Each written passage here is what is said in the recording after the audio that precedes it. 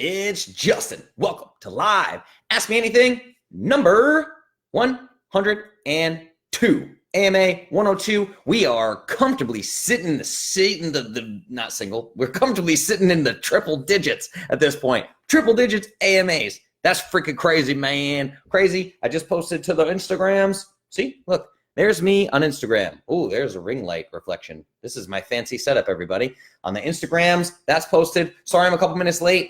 Two powerhouse entrepreneurs that I absolutely love just went live right now. They're live together on Facebook Live. And I was like, I want to watch these guys go Facebook Live. So I hopped on and had to say what's up to them and leave them a little message because killer entrepreneurs. I wish I could tune into that live. But I got to be here for my tribe, for my live, for my podcast, for my audience, for all my things. What's up, Laura? What's up, Judy? What's up, Jessica? What's up, Amanda? What's up, Michelle? Hi, everybody. Click the happy button. Click the like button. Click the love button, the smiley face, all the things. Click all the things that give us all the love on all the Facebook algorithms. You guys know how this works. I'm trying to make my brand popular and stuff. So this is AMA 102, and I got a boatload of questions. You guys were like hammering me with questions today, which was really cool. Also posted on the Instagram stories, decided to go out and collect some questions on Instagram to give the Instagram peeps some love. I tend to just get my questions from my internal audience, the Facebook groups. If you want to go to facebook.com/groups/Clovis Academy, you can join the Clovis Academy for free. And you can ask questions in there. You can go to ama.iamclovis.com, ask me questions. Last week was all about plastic surgery. The week before that was AMA 100. We talked all about food is not bad for you, which I think is my favorite AMA to date. I think might be my favorite AMA. I mean, there's 103 of them now. So 102. Geez, I'm getting so confused. 102 of them now. So it's really hard to pick, but that was definitely one of my favorites. Quick little update. I'm out of here tomorrow morning. I'm off to Minneapolis. Tomorrow is weigh-ins for Pauline Pita Macias. She is fighting on the LFA card in Mystic Lake Casino on Friday night. That will actually be on UFC Fight Pass. So all of my peeps who enjoy MMA, enjoy UFC, you can watch her on UFC Fight Pass. The event is completely sold out. I will be front row, cage side, screaming my head off like a madman. Really interesting. We have a question about this tonight that we're going to touch on, but she was about 10 pounds overweight. We had to cut 10 pounds. No big deal. Literally nothing. She was 10 pounds overweight on Monday, which meant we had from Monday to tomorrow at about 2 p.m. to cut 10 pounds. That, just so you guys, I know this sounds crazy to normal average people, but that is nothing for a weight cut. She's basically at fight weight at that point. It's just such an easy weight cut. Gonna be an easy weight cut. Gonna be an easy rehydration period because I'll be there with her. I haven't been for her last two fights. I've been out of the country. Her last fight I was in Norway. The fight before that I was in Thailand. So I finally get to be there with her for the rehydration, which means she's going to kick ass even faster than she normally does because she is undefeated. And it's going to be awesome. So send Peter all your love. What do we got here? Hey, Judy. Hey, Michelle. Hey, Jessica. What's up, everybody? Judy, thanks for tagging people. I appreciate it. Cassie, what's up? How are you? Cassie's world famous in the land of Clovis. Everybody say what's up to Cassie Wild. Thank you guys for being here. All right. Let's dig in. You guys want to just dig into questions? Let's hit it from the jump. So one thing I want to touch on real quick is I had shared a podcast with Ryan Holiday and Tim Ferriss where I talked about the concept of burning the ships. And what I didn't realize is this wasn't like a commonly known phrase or whatever. So anyway, I'm just going to go through this really quick because at Clovis, I teach a concept that I learned about from the 4-Hour Workweek forever ago in 2007 called lifestyle design, right? So I want to dig into lifestyle design, tell you a little bit about what that actually means, because I think people are really confused about this just because the mainstream has poisoned the crap out of you with all their mainstream programming, right? So I introduced this concept of burning the ships. And what this basically means is the point of no return. So it's a story of, probably fictional, but a story of a military commander who invades a new territory by boat, and they all get off the boats, and he commands his men to burn the ships, which basically means we have no way home, we must conquer, or we die. Those are the options. So you could also call that like no plan B. A lot of actors and actresses and entrepreneurs say no plan B, no plan B. I actually don't buy into that at all. I mean, I guess I moved out here kind of with no plan B when I moved to Nashville for the music industry, but not really because I was making $250 an hour playing at rich people's houses in New England. I always could have just drove back to New England and kept doing those gigs. Like I was just fine. It wasn't really like, Yeah, Grant, I signed a lease through a fax machine for a place I'd never seen, drove 19 hours away. It was infested with fleas when I got here. I slept in my car for 3 days. I do have those stories, right? But I was never starving or anything. Like I think I came here with like $25,000 in my savings account. Like I did really well before I got here. I was killing it as a teenager, everybody. I was doing all right in the money realm, you know? So anyway, so this concept of burning the ships, they talk about this in this episode where Tim Ferriss and Ryan Holiday talk about how this is just glorified. We think Mark Zuckerberg dropped out of college. Mark Zuckerberg dropped out of college when Facebook was already successful. Facebook was already a thing. He didn't drop out to start the thing. The thing was successful. Like John Mayer dropped out of Berklee College of Music, right? And now Berklee College of Music still like claims him as an alumni. That's the thing. These elite schools, like I went to Berklee, these super elite level schools, they welcome you back with open arms. You can leave, you can come back. So people are like, oh my God, he dropped out of college. So what? You can always go back. It's no big deal, right? People just think of everything as burning the ships. And the reason why is because society teaches you to burn the ships. So let me give you an example. When I work with coaching clients, a lot of coaching clients want to talk about lifestyle design. They tell me that they're miserable in their lives. I hate my job. I don't have enough money. So I'm always working with people to increase monthly cash flow. I am very good at helping people find monthly cash flow. I am very good at getting people out of debt. These are things that I excel at. Okay. And, so anyway, I'll explain to them like, hey, you know, you've been a secretary in the past, or you've been an accountant in the past or whatever. Let's make you an Upwork profile. You can get on Upwork, work as a freelancer, and then you can work from home and make some extra money. Or I'll say you can get on eBay and sell some things on eBay, or go yard sailing and sell some things on eBay, make a little bit of extra money. And what they hear in their mind is, oh, I need to quit my job and be a freelancer, or I need to quit my job and be on eBay, or eBay and Upwork need to replace my current salary. That's not the case at all. I'm saying do both of the things. Keep your job, right? And on Upwork, you might make a profile, and the first month you might make $100. The second month you might make $200. The third month you might make $600. The fourth month you might make $1,000. Now all of a sudden you got $1,000 a month. You're working from home in your spare time, but what you don't understand is you're acquiring skills. That's the most important thing. I call it experience income. Experience income is basically this form of currency you're getting is in the form of experience and gathering skills. But what happens? People don't look at things this way. They go, no, you told me I'm going to sell on eBay. I know XYZ woman who makes 6 figures a year selling on eBay, and I went on eBay and I only made $100. So this sucks. I'm not an eBay seller. But you don't realize prior to selling on eBay, you'd never created an online store. You'd never sold something. You'd never got a postage scale and weighed it and figured out the cheapest way to get this shipped to that person. You've never communicated customer service if an order went wrong. You're gathering all these skills along with the $100 that you made that month or whatever. And these skills translate to other things. So when I was on stage performing for the last 17 years, I would have thought you were crazy if 7 years ago you said, hey, all this time you've had on stage is going to make you really good in front of the camera for nutrition videos.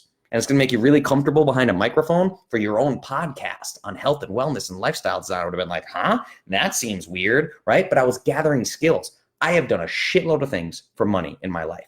A ton of things. A lot of things got me in a lot of trouble. I did, right? So I've done a lot of things for money. And now I have this ridiculous set of skills. I have multiple streams of income. I have a boatload of investments. I own property. I own all these different things that are happening. Money happens all like I made $700 in January for nothing just because my music was on Fox and ABC and I think NBC all in the month of January. So I've got a random royalty check. You know what I mean? Like these things happen. I have these multiple streams of income because I've lived like 1,000 different lives. This is wisdom through experience, but we don't teach this. We teach the exact opposite in school. We teach kids that safety is getting a job with a 401k and health benefits, and you work for 35 years, and maybe you get a pension and Social Security and your 401 that we're going to take a boatload of taxes out and fees the whole way without telling you, right? But we tell people, we basically teach people to burn the ships. Like, this is your career. You've chosen this career at age 17 before your prefrontal cortex has even developed. And now you're an accountant and you're gonna be an accountant for 35 years until you retire, right? But what happens? Someone goes out to be a musician like me. Everyone told me I was crazy. Being a musician is not safe. That's not a safe bet, right? And I made my living playing nothing but music for the last 17 years and I killed it, okay? Did a great job with that. Now, if you were to leave high school, not go to college and go become a bartender, people will call you a loser, right? Guess what? When you develop the skill, you learn the skill of bartending, you can go to any major city in the world and work at any time in any economy, right? This is an amazing skill to have. Then you read a book like Disrupt You, you learn about lawyers, doctors, surgeons, basic accountants, everyone just being disrupted by technology. You can't disrupt a bartender. Nobody wants to sit and chat with a robot bartender who listens to their problems, right? Bartending is a much safer bet in a 2020 economy than these traditional 9-to-5 jobs. But yet your guidance counselor when you're 17 basically tells you to burn the ships, go all in, pick a career, stick with it forever, then you're screwed, right? Nothing is forever. If you pack up and move to a different city and you hate that new city after a year, pack up and move back. Like none of these things are burn the ships decisions, right? So this is the idea of lifestyle design. The burn the ships decision comes in huge when we talk about retirement. So let's say you have a career for 35 years and in your head, you're going, I'm scrimping, I'm saving, I'm being frugal, I'm putting money away, my nest egg, I'm accumulating, instead of focusing on monthly cash flow and enjoying your life. So you're accumulating and you're deferring. You're deferring pleasure, you're deferring purchases, you're deferring experiences, deferring all these things for someday, right? Now you're 65 and you retire and you cash out your nest egg, and all of a sudden in your head, you think like, I'm going to spend my retirement years sailing. I'm going to buy a sailboat and I'm going to sail. Or I'm going to buy an RV and I feel like I'm going to travel the country in an RV. Or I'm going to go to Jackson Hole and I'm going to fish all day, every day. I'm just going to go fishing. Or I'm going to go to yoga retreats or whatever. Now, all the while, you're just working a job that you hate, deferring all this stuff. Guess what? You might hate sailing. Right? You might become 65 years old, buy a sailboat and realize, wow, I hate the upkeep of this sailboat and sailing's really boring. I hate sailing. Uh-oh, there goes your plan, right? Or you might have never been in an RV for more than 3 nights in a row.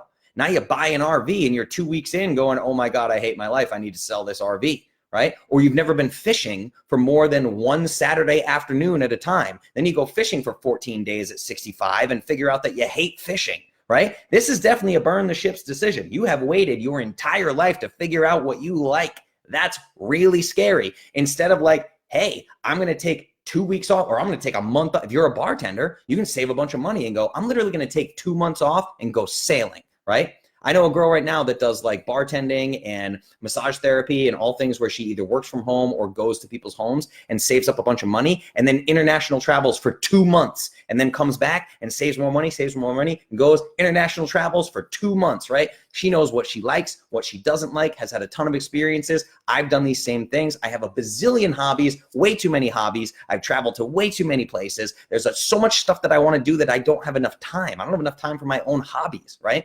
This is the idea of lifestyle design. Lifestyle design happens right now, wherever you are at, and lasts your entire life stress testing things. You have to try as many things as possible and gain wisdom through experience. You need to know if you like sailing before you decide that your retirement plan is to go sailing every day. You see what I'm saying? But society doesn't teach you that. You got to pay your dues and put in the time and hustle for 9 to 5, 35 years straight, right? It's absolutely ridiculous. And Jackie, great point. Great point, right? Removing the ego of what people will think when you would solve a lot of this. Absolutely. My mom and my stepdad, Tommy, got their bartending license and started bartending at 60 years old. And my mom makes a shitload of money. It's ridiculous. She's killing it. She's at a bartending event right now, bartends for the Nashville Predators and amazing concerts at Bridgestone Arena and Ryman Auditorium. I'll go see Joe Rogan stand up and give my mom a hug as she pats me down in the security line, and then she's bartending, whatever. It's badass, right? She's a 61-year-old bartender now. It's freaking amazing, making more money than she ever has in her life, making crazy money, right? It's ridiculous. You got to not worry about what people think. Like me, I'm sitting here, I can play piano and sing anywhere in the world. I can move to Chiang Mai, Thailand, walk into a hotel lobby and say, you have a piano. I'd like to play that piano and sing, and I'd like you to give me money for it. Okay, cool. Right? It's ridiculous. I could go to Chiang Mai and sign up for MMA fights right now. I could take MMA fights, $200-$300 a pop, and go fight if I wanted to. Right? I could do anything. I can get my bartending license online now. I get my ABC license through Nashville and bartending license online. I can go work events with my mom. I know how to start an e-commerce store. I've invented a product in my kitchen out of thin air and now sell it on Shopify and Amazon. I started a podcast. I own an entertainment company. We do weddings and corporate events, right? All these crazy things. I'm launching a a couple of brands behind the scenes. I'll tell you about that after the fact. I'm invested in the stock market. I'm invested in whole life insurance policies. I'm invested in all this diversification, blah, blah, blah, right? All these different things, multiple income streams. My house is an Airbnb, right? I could sit here all day and run this through with you guys, but I am literally recession proof. My entire life is like recession proof. It's artificial intelligence proof. I don't have to worry about me being disrupted by technology because I have one skill and one skill only. So this is the idea of lifestyle design. You need to stress test things. Stress test things, figure out what you like, and gain new skills. For the love of God, if you only have one skill in life, one thing you can do for money, you are Fucksville, and you need to fix that immediately, okay? Stacy, that's where I'm at, chained to my day. And I can't figure out my next steps. I don't want to wait until retirement age. A coworker's husband just died in a freak accident 2 weeks after buying their retirement home. Life is too short to keep waiting. 100%. So what are you waiting for? Book a coaching call with me. Yes, I'm $97 an hour. Okay, whatever. But everything I do is a money back guarantee. If you book a coaching call with me and hate it, then just forget about it, right? Go into the Facebook groups, at Clovis Academy Facebook group, and just search Justin Coaching Call. And just see what people are saying about these coaching calls. Because all I'm doing is helping you see the world through a different lens with outside the box thinking. This is critically important that we understand this. I promise you, nutrition, finance, career, relationships, education, all of that mainstream has fucked you. And you are not prepared for the next 20 to 30 years. I promise you this, okay? So if you want to start thinking outside of the box, you need the crazy guys like me who have literally been called crazy their entire life. That Justin kid, I have heard my relatives say this to my parents or whatever, like, oh, he must have some issues. He's got issues. He just can't settle down. He can't decide on one thing. He's got issues. Like literally, my family used to tell my mom I had issues, right? And now all of a sudden my entire family turns to me for health advice, for career advice, for spirituality, for mindset, for sources of income, how to get out of debt. Everybody wants to ask me these questions. Okay, this is the kid with issues, right? So that goes back to what Jackie's saying. Remove the what will people think thing. Now I got all these skills, right? Awesome. Anyway, so that was my idea of the burning the ships, the concept of burning the ships. You need to acquire skills. You should I've never just jumped out of the plane with a parachute and built a parachute on the way down, right? I always have multiple sources of income lined up. I told you guys this when I was in Mexican jail. I literally had thought this through to the point of getting back into the country, potentially getting extradited, and had travel plans to go be with 2 trusted friends in 2 different countries that don't have extradition with Mexico. That's how far I planned this thing. I have plans A through F when I'm planning for situations, right? It's not a burn the ships type thing. Clay, if you fight, I want to be your corner man. If I fought, there would be no one else in this world that is my corner man. It would only be you, Clay Howell, okay? And Clay, I finally signed up this week. I am at a new jiu-jitsu school now, and your training is 1,000 times better. Like, it's just world-class, ladies and gentlemen. That's Clay Howell, the man who took me from white belt to purple belt and is world-class instructor. So thank you for everything, my friend. You will absolutely be my corner man if I ever fight, which will probably never happen, but I would love that. It'd be amazing. Michelle, recession proof. Yes, that's how you should think of this. Be recession proof, okay? Tammy, me too? Yeah, there you go. We'd have you there too, Tammy. Nicole, I am right there with you. We keep saying 9 years, 9 years. Wonder if I am not given 9 years. Yeah, why 9 years? So literally sit down with a journal. I always tell people to journal, sit down, map out your 9-year plan, and then go, how do I make this 9-year plan happen in 6 months? Because I promise you it's possible. I promise you 100%. People underestimate themselves big time, big time. Stacy, do it. Best decision ever. Mike, boom. Yep. Your corner too, Clay. Absolutely. I would love to be in Clay's corner for a fight. Except I'd probably give him terrible advice. He'd be like, shut up. You're confusing me. I know what to do, Justin. Shut the fuck up. What's up? What else we got? Mike, universe goes round and round. Yes. Jackie, who are these people? I will cut all the people talking about my issues. Yeah, ridiculous. Clay, too old to fight. That's not true. You have beat the shit out of me on many occasions. So definitely not too old to fight. All right. So that was it. I wanted to touch on lifestyle design, this concept of burning the ships and just preparing yourself. Prepare yourself for the future. Listen, I say this to you guys all the time, particularly with finance, medicine, nutrition. Nobody is coming to save you. Stop looking for people to give you permission to start living your dreams. Start looking for people to give you permission. Stop looking for people to give you permission to go out and try new hobbies. Go sign up for a jiu-jitsu class. Why the hell not? Go shoot guns. I train AR-15s with Clay and Patriot Training. He's taught me how to shoot AR-15s. He's taught me how to shoot and move and run in a group of people with AR-15s. He's taught me how to draw pistols from concealed carry in case I have to, right? I know all of these different things. Clay has basically taught me all the ways that I know how to kill a human. Clay is responsible for, by the way. But seriously, why not just go try new things? Go try new things. It's not that difficult. Like you actually have to recession-proof yourself, all right? But you don't have to burn the ships. Just because I tell you need to go find new streams of income doesn't mean you have to quit your job and become a starving artist and live on rice and beans. It doesn't mean that. Would be terrible advice for me to give you. So if you want a coaching call, let's do a coaching call and let's talk about this. So now I'm going to dig into specific AMA questions, right? Now, again, always be hammering me with questions here in the comments. I really want to get these comments more engaged, which I love. I love these conversations going. So if you have any questions about lifestyle design, not burning the ships, income streams, or anything like that, just drop them in the comments. By the way, Garrett Gunderson is the author of a great book called Killing Sacred Cows. He's actually my financial advisor, and he's coming on the podcast on March 4th. So we're going to dive in deep on investing and income streams and cash flow banking and all these amazing things that have really changed my life too. So we're going to get there as well. So Clovis Culture Podcast, I'm going to have everybody and anybody I can to talk about all sorts of crazy things, right? All right, so one of the questions I had is really interesting. I kind of ran through that lifestyle design thing, see if I can answer these next few questions in the allotted time of this Facebook Live. But then again, I make the rules. I can stay here as long or as short as I want to because it's my company, my income stream. I built this. See what I did there? Recession-proof. The Clovis culture is recession-proof, okay? All right, so let's dig in. Question number 1.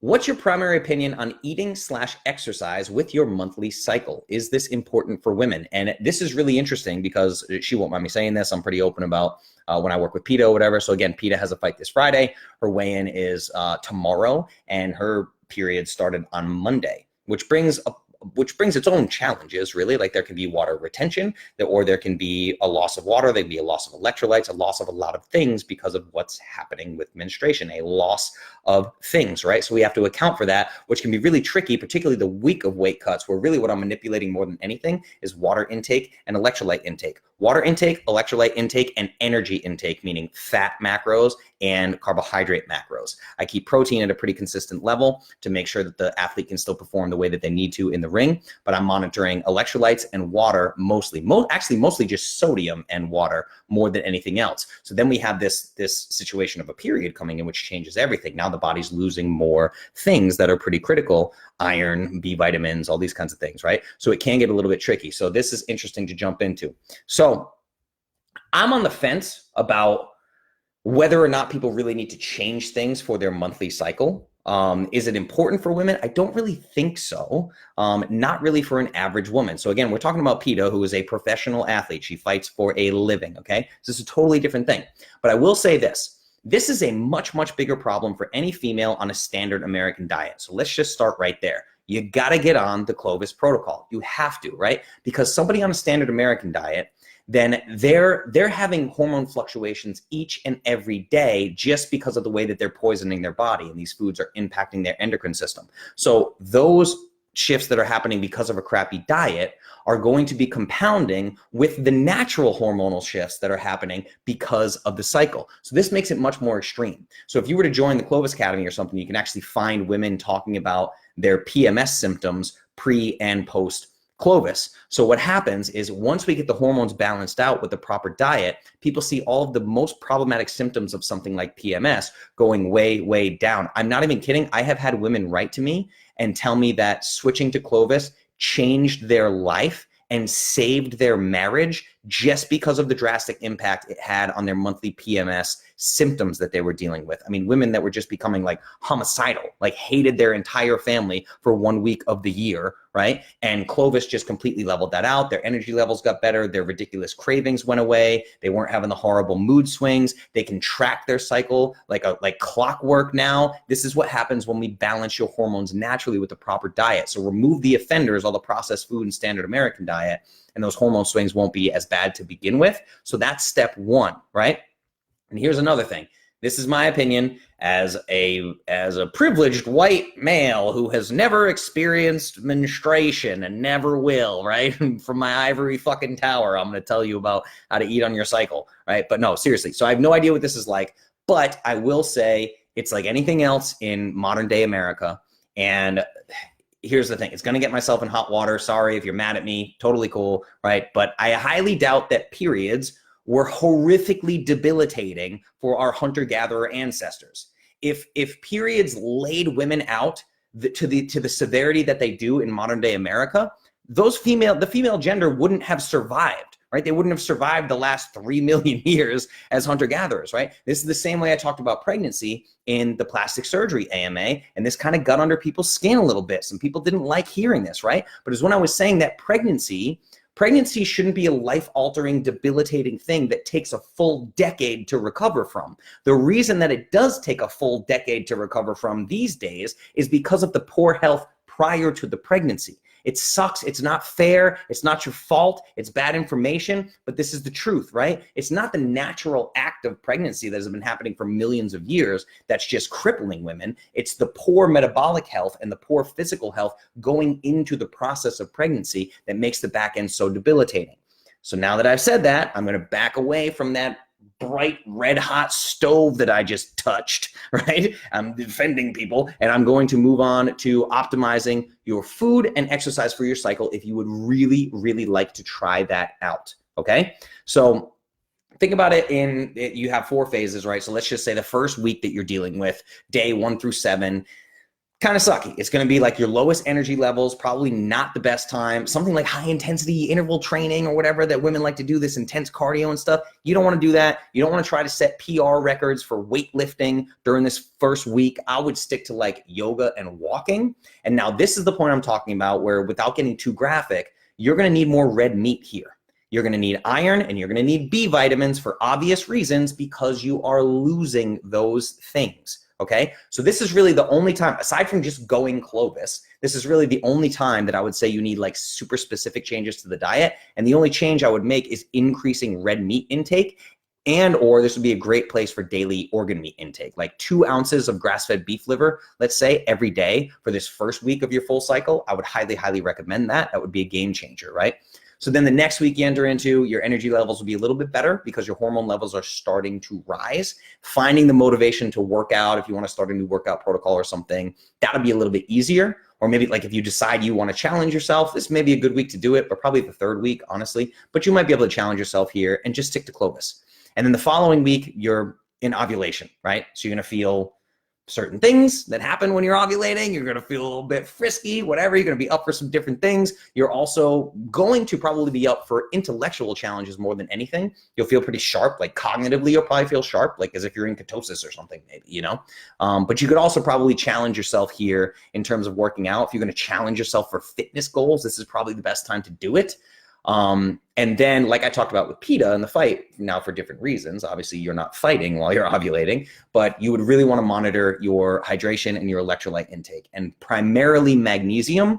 If we were to pick an electrolyte that plays the biggest role in balancing estrogen and progesterone, it would probably be magnesium. So you might even want to consider like a magnesium, like Natural Calm or something, like a magnesium supplementation for the 7 days of ovulation or whatever, right? And then you enter into the luteal phase, which is your last phase of this whole thing.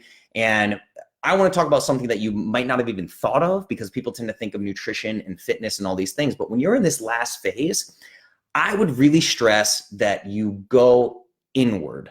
So I don't know, you guys probably follow mommy bloggers or female fitness enthusiasts or female nutritionists or whatever. I don't know if anybody talks about this, but I would really recommend going inward. So when I talk to you guys all the time about like journaling, meditation, maybe like light yoga or something like Bikram yoga or Kundalini yoga or something like that would be great, or stretching or getting in a sauna, these kinds of things that are really more mental, but also a little bit of physical movement involved. So really light work, but anything going inward, all of these things, any and all things self-awareness is going to be a lot easier here, right? So it's going to sound a little woo-woo, but I actually think it would be easier for you to connect, I guess, with what we would call the inner self, like intuition, or if you're doing inner child work or something like that, that's probably the time to do it, okay? So again, the only specific changes I would make for nutrition is week 1, during menstruation, I would really like load up on red meats and or organ meats. That's probably a good idea during your menstrual phase, right? I would load up on electrolytes and more water during ovulation. And then for exercise, the best way to think about it, it's kind of weird because they're separate, like week 1, week 4, week 2, week 3. It's kind of set up weird, but menstrual and luteal phases, I would think of as like rest and recover, like light restorative exercise. And then follicular phase and during ovulation, you can actually hit the gym pretty hard and work on actual fitness goals if you want to. So anyway, I hope that answers the question. But again, I really don't think that it's all that necessary. I really think that Clovis is going to give you, get you 90% of the way there. It's going to do the heavy lifting for you. Like there's going to be symptoms. There are symptoms. This is a natural thing that happens. There's always going to be symptoms with these things, but Clovis does the heavy lifting for you. So think about that, right? All right. What else we got here? I'm going to dig into comments. Clay, I am doing fasting. What are your thoughts on 1 week fasts? Yeah, man, you and I have obviously chatted about this a lot. I've talked about this a lot with Clovis as well, but 1 week fasts, I'm totally cool with. It depends on the individual. Like a 1 week fast for me is probably not the best idea.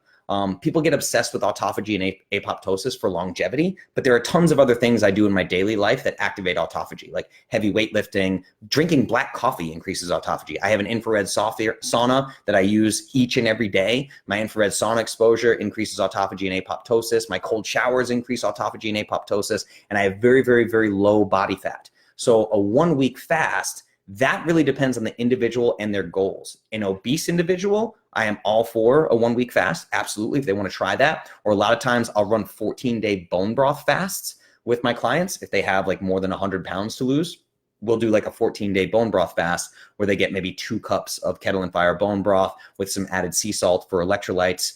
But yeah, I am all for fasting. It's just the idea of people doing it too regularly because it is going to put a stress on the body, particularly the endocrine system. But if we think about that guy that fasted for 382 days and had no loose skin or anything like that, that's because of the basal metabolic rate being pumped up by things like a release of noradrenaline, right? So the hormonal changes can be good during this fasting phase as well. But for you personally, I think you can totally do 1 week fast. I think you've done longer than 1 week, I'm pretty sure, right? But yeah, so most of the people here, the names I'm seeing in the list right now are really familiar with fasting and the way that I look at it. So yeah, I'm all for it, but depends on the individual. So it's like when I find, a female who's 115 pounds, she's 5'5", she's doing CrossFit 6 days a week, and she wants to do a 7-day fast. I'm like, hold on a second. You are going to get yourself into some trouble for real. So you have to think about what your day-to-day life looks like, what your activities levels looks like, and we're going to have to adjust all of those things based on what your goals are and what you're trying to do so you don't get yourself into trouble, right? So yeah, for most people it's safe because 85+% of the population is overweight and obese. So I would say most people can definitely handle a 1 week fast for sure. What else we got here? Truth, women are fucking resilient. Absolutely they are. That's the thing. And they have been throughout all of history, right? But the human species has never been weaker than it is right now. Men and women, we're weak as fuck. Right? It's crazy. I walk around, Clay, you can vouch for this, right? I walk around most of the time and look at most males and I'm like, wow, I could kill that person very easily, right? And that's not a good thing, right? Like we need people to be more resilient. We need people to have better health. Like it's absolutely necessity. And what happens is pregnancy and hormones and all these things that women are dealing with has become this thing. Like, guys, let me tell you, if I was a female, I've said this a million times, I'd be so fucking pissed if I was a female because of the sexist shit that we see every day, right? Like you see a movie and there's a breakup. What does the guy do? The guy goes out, gets drunk with his buddies and gets laid, right? What does the girl do in the movie? She lays in her bed with tissues and eats Ben and Jerry's and Oreos and ice cream and just cries and watches Hallmark movies. Like that, we just portray you as so freaking weak. And it's all because of the standard American diet, because you have been lied to.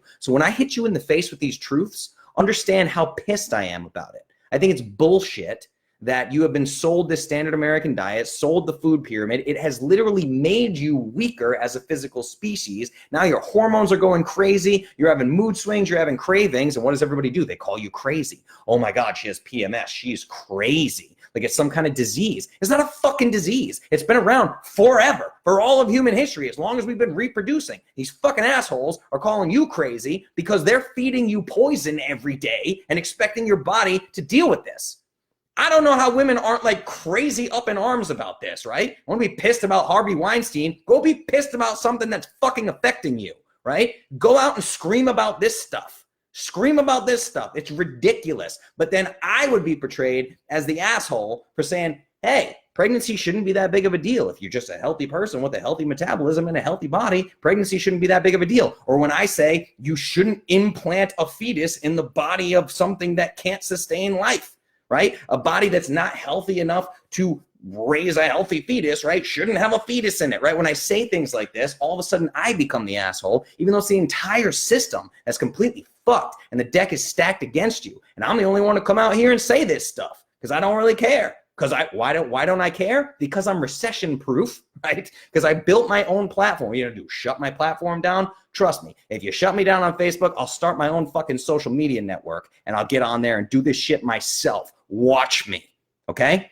So anyway, I'm gonna say what I want to say, and I'm on your side 100%. This is out of a place of love. That's it. I want to fix this system and fix the brokenness as badly as I do. And I want the people watching this who have not had babies yet understand how absolutely imperative it is that they get their health correct prior to having the baby. This is a very, very important thing, okay? Niece, makes a lot of sense. Michelle, I hate when women and doctors say your hormones make you eat like a jerk. Ridiculous. Jackie, I love you. I love you. Obvious reasons. What else we got here? Natural calm is great. Can you go over Kundalini yoga? No, I'm not an expert in Kundalini yoga. You got to Google that one, brother. I've done it, but look it up. It's out there, but it's very cool stuff. Absolutely love yoga. It helps me recover from 5x5 strongest workouts. Yeah, Cameron, I love yoga too. I'm trying to incorporate 1 day a week of heated yoga. I really would like to get that in. Jackie, would the electrolyte drink recipe be okay during a fast? Yes, 100%. And this would be another thing of people get kind of caught up in the minute details, but there's really no clear evidence one way or another. So the electrolyte drink definitely won't kick you out of a fast at all. And even the optional ingredient in the electrolyte drink recipe that I've shared with you guys that has stevia in it, I don't even think stevia breaks a fast. Now, I wouldn't go drinking cans of Zevia throughout your entire fast. Like, you're going to take in a lot of stevia that way. But the electrolyte drink, I think, is totally fair game during your fast. Like, absolutely. Okay, so next question. This kind of has to do with what we just touched on here. And that would be, trouble building muscle as a woman. What would be the cause? So this is super easy. Details matter, but it's very, very easy, right? This is always an overall food intake issue. So let me touch on this in detail. This is both a macronutrient deficiency, meaning not enough overall food, but more importantly, perhaps more importantly, equally as important, we'll say, it is a micronutrient deficiency. So a macronutrient deficiency, meaning not enough overall food, micronutrient deficiency, meaning not enough of the right kinds of food to get you all of the micronutrients that you need to build muscle. Now, I've been over this a zillion times. Women notoriously undereat animal products. So I don't even want to just say women notoriously undereat protein, because I can get plenty of women to take 7 scoops of collagen protein a day, right? But for some reason, I can't get them to eat enough animal proteins. So women notoriously undereat animal proteins. And then when you hear women talk about deficiencies, it's always the same 2 things. What are the most common deficiencies you hear in women? I have an iron deficiency. I have a B12 deficiency. Those are the top 2 deficiencies that we see in women all the time. Women who are always cold, women who complain about brittle nails, women whose hair is thinning or coming out on the pillow or coming out in the brush or whatever. Or, I mean, the main sign of it is just always being freezing cold in your house no matter what. This is a micronutrient deficiency. That's what it is. You're not taking in enough animal proteins. You need more iron, you need more B vitamins, B12. You can only get from animal products, okay? You can only get B12 in high enough doses in particular from animal products. So in previous AMAs, I've talked about this a lot. And I've actually talked about how I think most hypothyroid diagnoses are actually incorrect. I don't think that hypothyroid is a root cause. I think that hypothyroid is simply a symptom.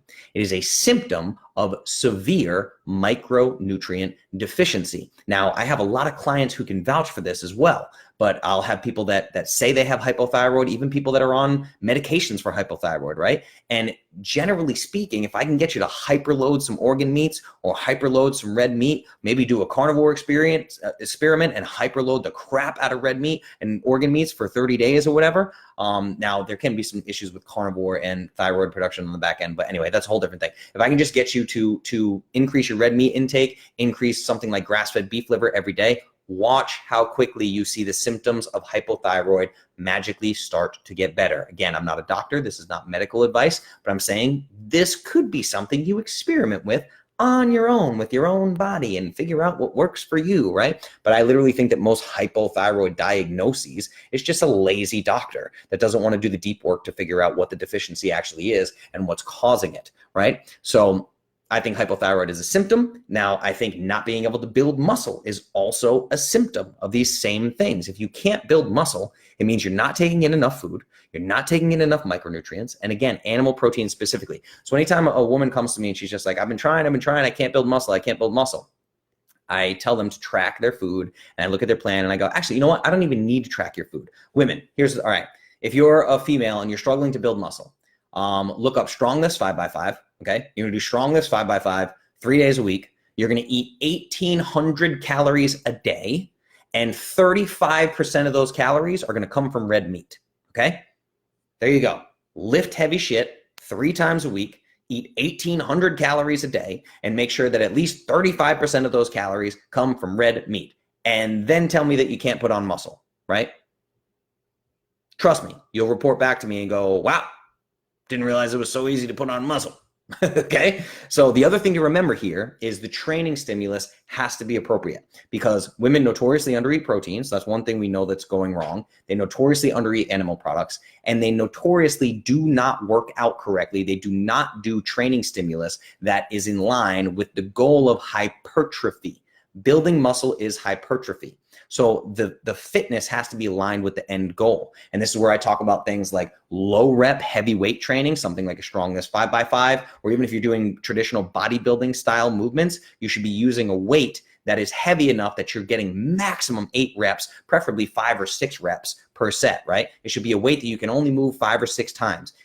Women come to me and they're like, yeah, I'm doing resistance training. And then I find out that they're at like some group fitness class like Barry's boot camp, and they have some weights and they're doing 20 reps as fast as they possibly can. And then they're doing high intensity interval training and steady state cardio and all these things. And I'm like, why are you doing this? This isn't geared toward hypertrophy whatsoever. This is what I call jumping around doing nothing to get sweaty so you feel like you're doing something, right? This is not working towards your goal. And then I ask them why, and they go, well, I want to build muscle, but I don't want to get bulky. There we have it. The I don't want to get bulky thing. Guess what, everybody? Building muscle is getting bulky. That's the entire fucking idea, right? You want to build muscle. But what they do is women have been sold these lies like, oh, I want to tone. I want long, lean muscles. I don't want biceps like a man. I want long, lean muscles. And I need to do 25 reps to get long, lean. No, you need to build muscle. And then if you want long, lean muscles, you need to work on flexibility and mobility. But building muscle and anabolic work is still the same thing. Anabolism. You need to build muscle. We can talk about your flexibility. Like, yeah, big bulky bodybuilders, they have no flexibility, no mobility, right? That's a different thing. But if you just want to build muscle, the training stimulus has to be right. And that's where I talk about low reps, high weight lifting, or something like time under tension. You guys have seen me do these time under tension workouts, which is just one set compound move to complete and utter muscle failure, which is really, really painful. And I have found that women don't really do well with it. The only women that I see do well with time under tension are professional athletes or collegiate athletes or even high school level athletes, women that have actually had to push their body to the most extreme for like all out exertion for something like an athletic endeavor. Most women have actually never done this. They've never gone to like complete failure. So they feel a burn and they quit long before they should. They haven't actually reached failure. They've just reached uncomfortable. And they fail at that moment, which won't give the proper stimulus to the muscle to grow the way that we want it to. So I don't always recommend time under tension for women unless I can be there in person with them, coaching them and get them to push far beyond the threshold, the place where they think they should stop at. So that's literally it for building muscle in women. You need proper training stimulus, and then you need more food. You need more protein. You need more animal proteins. You need more overall. I don't even like to use the term calories. You know how I feel about calories, but you need more overall food intake. Absolutely. These women come to me and they're doing they're doing Barry's boot camp and they're eating 1,200 calories a day. They're like, I don't understand. I'm lifting weights in my Barry's class and I'm running 3 miles a day and I'm eating plenty of food. And I'm like, you're eating 1,200 calories. You're not going to build muscle doing that. So that's the biggest thing. Those are the biggest things that I see. So if you're a woman and you want to put on muscle, there you have it. That's the way to do it. Jackie, love hot yoga. It feels like a cold shower to me. What? What do you mean hot yoga feels like a cold shower? That's weird. It's difficult. When is your electrolyte drink coming out? I don't know. If I knew the actual date, I would tell you. If you've never manufactured supplements before, it's really difficult, okay?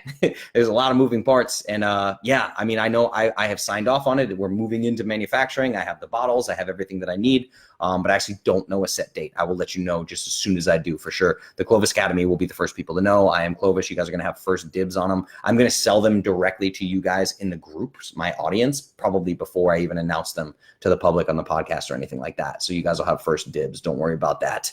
Judy, beef liver, chicken liver, yum, yum. Absolutely. Sounds amazing. What else we got?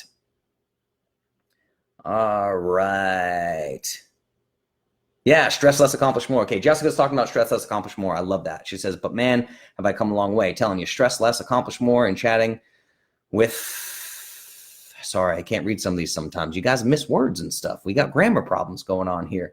Has done two things. I realize I don't want to spend the time to get ripped. I'm allergic to too much fitness, and I'm actually happy with who I am now. Definitely have a goal of being stronger and more defined one day, but that's after I'm healthy. Yes, 100%. So, chatting with Justin, she's saying, yeah, sure. That's the thing. I mean, I just tell people that if you want to be a fit person, have a toolbox. I have a toolbox with a bazillion tools in it, right? Like if I am in a hotel gym, I know what I can do. If the hotel doesn't have a gym, I know what I can do in the hotel room. It might just be a 10-minute body weight workout. I can go train CrossFit if I want. I trained jujitsu today for 2 hours, right? I went in my infrared sauna for 40 minutes today. Or I can do a full-blown movement fix calisthenics gymnastics program on my rings, program by Dr. Wes Hendricks. If I have a good 90 minutes to myself, a block of time that I can do that, that's kind of a luxury that doesn't happen a lot these days. If I only have 20 or 30 minutes, I'm going to do Pavel Tsatsouline's Simple and Sinister. So I'm going to do my 100 kettlebell swings, one arm swings, do my 10 Turkish get-ups. Then I'm going to finish that with push-ups, pull-ups, and jump squats with body weight demand training. Just to be a fit person, you just need to know what works for you, and you need to be able to do something at any given time. I will be a fit person no matter where I go, all around the world, no matter what equipment is available to me. And someone like Jess has found that with these underlying health issues that really can take a while to correct, we're still working on some stuff right now, until those underlying issues are dealt with, too much exercise can absolutely be detrimental. It can impact your physique in a very negative way. It can impact your endocrine system in a very, very negative way, your energy levels in a very negative way, right? It can be very, very bad for you. So this idea of just balls to the wall, no pain, no gain, it don't work. Doesn't work for everybody, okay? Some people, sure, they can do that. And the other thing about getting bulky, I think another reason, people don't talk about this enough. I feel like I'm the only person in the health and wellness space that talks about this, and I don't know why. The reason why women are so terrified in 2020 to be bulky is because of the CrossFit games. It's because they've seen these CrossFit women that have the physiques of very muscular men, right? But the thing you have to understand is that doesn't happen naturally. It doesn't happen naturally, okay? The women that you're seeing that actually look like if you copy and pasted a male head on them, that it would actually look like a man, this is because of drugs, everyone. Okay, it's because of heavy supplementation and questionable legality of these supplements that they're taking and downright illegal supplements. I'm telling you right now, the CrossFit Games, the highest level of CrossFit, is one of the dirtiest sports on planet Earth. There are salaried scientists that help these people pass their drug tests, okay? This is not normal. I don't know why more people don't talk about this. More people look at CrossFit and they want to be CrossFit Games athletes or do the CrossFit Regionals or the CrossFit Open and all these things. Like, I want to be like this XYZ ultra CrossFit superstar. They're doping everybody. Do you want to do that? You're not getting paid. You're not a professional athlete, right? So this idea of like getting bulk, you have to understand, you're not going to go into Planet Fitness, lift weights 3 times a week, and look like one of these CrossFit Games girls. That's not going to happen. This whole get bulky thing is nonsense. I don't know why more people don't talk about the dirtiness, the doping that goes on that's rampant in CrossFit. I don't know why people don't talk about this, because they're literally like teenagers aspiring to be CrossFitters, and it's a really, really dirty sport. I don't know why people don't talk about it. So CrossFitters, if you're pissed about me blowing up your spot, come at me, bro. I'm not worried about you, CrossFitters, right? Go take your supplements. Anyway, what else we got here? Okay, so we only got a couple minutes left. I don't know if I want to dig. Okay, I'll dig into this one. I did have a question about why mushrooms are illegal, but that's going to send me down a giant rabbit hole. It'll take me 20 minutes because I am crazy passionate about the legality of psychedelics in America, and it drives me crazy. We only got a few minutes here, so I'm going to touch on this one real quick. Maybe I'll save the mushroom one for next week. But I had this question a little more in lines with what we're talking about, particularly just talking about doping just now. So this question says, what is the supplement DHEA? Who would you recommend it for, or would you ever recommend it? Okay, so DHEA is an actual steroid hormone. But the thing you have to understand is DHEA is available over the counter, right? So you can walk into, you can go on Amazon right now. You can go on Amazon and search DHEA, and you can just buy it, ship it to your house, and take DHEA. But remember, that's probably a really bad idea. So if you're going to supplement DHEA, the reason why it's an over-the-counter supplement is because it's not truly a steroid hormone. It is a steroid hormone, but it's a precursor. So it gets converted to estradiol and testosterone. So if you remember in my Hormones Finding the Balance AMA, go to clovis.show and search for hormones. I did an episode called Finding the Balance. And I talk about upstream and downstream effects, right? Like if you take DHEA, there's going to be a downstream effect there. That DHEA is going to be converted to something different in the body. Primarily, it's going to get converted to testosterone, also gets converted to estradiol. Those two things have upstream and downstream effects. Hormones get very, very complicated. So if I were to just pick some, okay, not a doctor, not medical advice. I can't give medical advice. This is not medical advice. So I'm thinking about it for me personally, Justin Nault, right? If I had really low testosterone, I could consider over-the-counter supplementation of DHEA to nudge that testosterone number up a little bit, maybe, assuming that my metabolic health is in a place where that can actually happen, right? And then there are different forms of DHEA you can take. There's different, liquids or capsules or all these different things. So DHEA, long story short, is just a steroid hormone that you can take as a supplement over the counter that converts to testosterone and estradiol. But I couldn't just recommend it for somebody, not unless I was a functional medicine doctor and I was analyzing blood work. So if you want to know if you need DHEA, then you really need to find a good functional medicine MD and have them run a full hormone panel on you, and then put together a plan for how you're going to handle this quote unquote hormonal imbalance, if it even exists. So first you got to see if the hormone imbalance exists and if DHEA is right for you, and they should be able to tell you that if they're a good practitioner. Because the other thing to remember is the upstream and downstream effects. A lot, like you'll hear these radio ads for men, like come to the low T clinic. If you go to a low T clinic, they are going to diagnose you low T, and they are going to suggest the supplementation of testosterone, because this is just a farm that sells testosterone. That's their entire business model. Inject men with testosterone, or put pellets in them, or give them cream or whatever. It's the whole entire business model, right? But they are not masterful practitioners. If you just dose the shit out of testosterone, that's going to have downstream effects in the body. It's going to affect other things. So you need somebody who can take a holistic view of the entire endocrine system and tweak these things for you, which is why without blood work, without a practitioner in my back pocket working with you, I would never tell you like, yes, you need to take DHEA, or no, you don't need to take DHEA. That's not really my place to tell you. You can do a ton of research on this. Just look up the endocrine system and start learning about it, right? But long story short, that's what DHEA is. And I highly recommend that you need to get a practitioner to work with if you want to supplement it. What else we got here? John, talking about CrossFit girls. They didn't get that way by doing a daily WOD at their box? No, they sure didn't, John. What else we got? Mike, what do those peptides do in your body that you're going to start experimenting with? Also, do they make a supplement for it? Well, that is the supplement, Mike. Like the injection is the supplement. A supplement does not mean oral, right? You're thinking of a supplement as something that you take with water and swallow it. Like, no, it's like, that is the supplement. I'm supplementing peptides via injection. Now, there are peptides for everything. Like there's literally a peptide that you can inject in yourself for your skin to be tan without sitting in the sun. And it actually works. Melanin, I think it's called melanin or something like that. But I mean, there's peptides for everything. Peptides are just chains of amino acids, right? There's like polypeptides, these chains of proteins that work in the body. So you have to look up what a peptide actually is, like the same way paleo powder consists of collagen peptides. These are literally just amino acids and proteins chained together. These are called polypeptides, multiple proteins put together in a specific sequence. So this is like DNA and RNA, the way the human body and DNA actually works, right? So we have like DNA, the double helix breaks off, half the helix is RNA, messenger RNA tells your ribosomes what to convert those letters into. It's like binary code. It's binary code in the human body, right? So it prints out these proteins, connect those certain proteins together in a certain way for these polypeptides, and they do different things in the body. That's the thing about peptides. The reason why peptides aren't huge, why people aren't using them, because they're crazy effective, is because they can't be patented.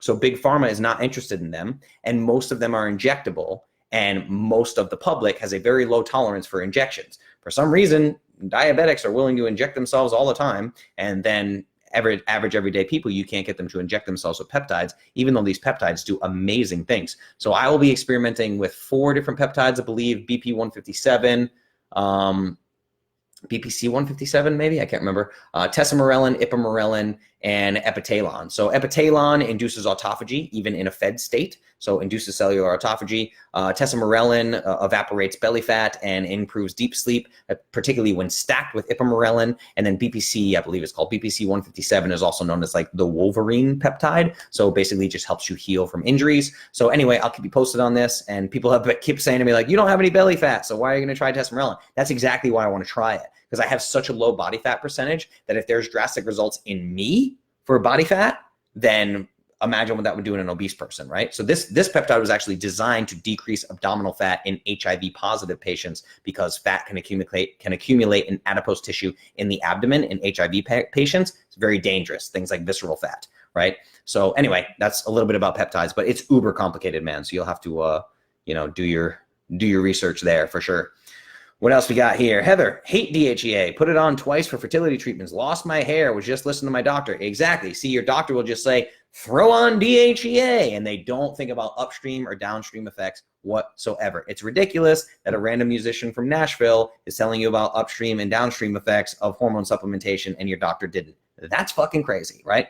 Fertility doctors do not test for this. If you're over 40, they just put you on it. Exactly, which is why I'm going to do an entire AMA just on IVF and fertility treatments, because it is a fucking racket. They are stealing people's money, all right? This needs to be talked about. This should be talked about by way more people. I'm going to tackle it head on. I'll probably yell a lot in the episode, but fertility doctors drive me nuts. Absolutely ridiculous. What else we got here, Jessica? I want to know so much more about this. Yeah, go out and learn. Go out and learn you something.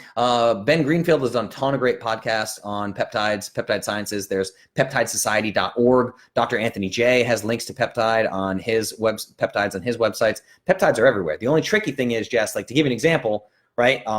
The most well-known place to get tesamorelin, it's $475 out of pocket for 6 weeks. And it's meant to be supplemented for months. Okay, so this is the stuff I want to warn you guys about. Now, I can tell you where to get needles and syringes and all these things without a prescription. I can tell you where to get bacteriostatic water, but keep in mind, just like you're gonna have a chemistry set in your house, right? You're gonna have like the different needles to extract the bacteriostatic water and to do what's called reconstitution. So you have to get the dosing right. You're gonna put this water inside of the vial that contains the proper milligrams of the peptide that you want to take. This is a very involved thing. You're going to have to do a lot of research and really do some learning or coaching calls with me or whatever you need to do to get on peptides. But understand these peptides are crazy expensive. And generally speaking, you are going to need a prescription from a doctor. I have my ways of getting them for myself. But yeah, that's a little tricky. And that's a very personal relationship that is, just the way things go. But anyway, yeah, I'm glad to teach you about peptides if you want to. Just hit me up.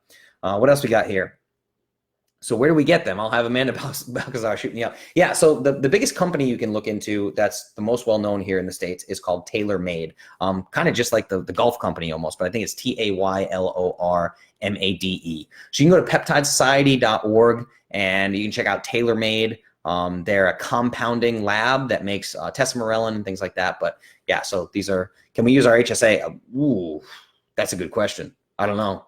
You might be able to, possibly. But the thing is, it's really tricky because these are what we call elective treatments and things like that they're frowned upon by anybody in the mainstream medical community because they don't make the kind of money that they want to. So yeah, HSA might be, I don't know. I can't answer that question. I have no idea. Worth looking into. I no longer have an HSA or a medical share or nothing. I literally just have a catastrophic plan unless I get hit by a car. But I do everything just out of pocket. So I'm not sure, but you could check out the HSA for sure. If they do, let me know. Report back to the tribe, because that could be an interesting way to get your hands on some peptides.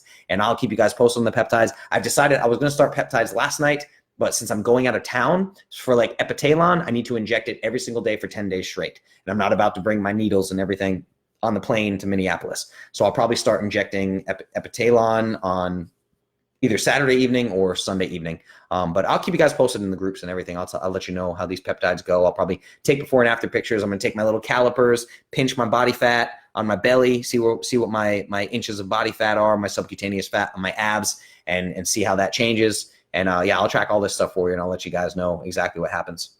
That's what the dark web is for. Very true, John. Very true. But let me challenge you a little bit. The dark web, yes. I will neither confirm nor deny if I have any experience with the dark web. What I will ask you to remember here is you are talking about an injectable substance. Okay? This is an injectable substance. There are very few ways to test for purity outside of having your own lab when you are getting something like peptides from a place on the dark web.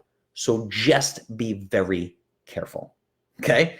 Every place that I get anything like this from, I know the connection personally from very trusted people. So John, hit me up. We'll have a conversation, right? Probably good to go. We use all for alternative care. Yeah, that's killer. That's a really good idea. I didn't even think of that. And I really don't know. That's awesome. Keep me posted. Denise, yes, I'm probably going to experiment with all 4 of them at the same time. Denise asked, are you injecting them all at the same time?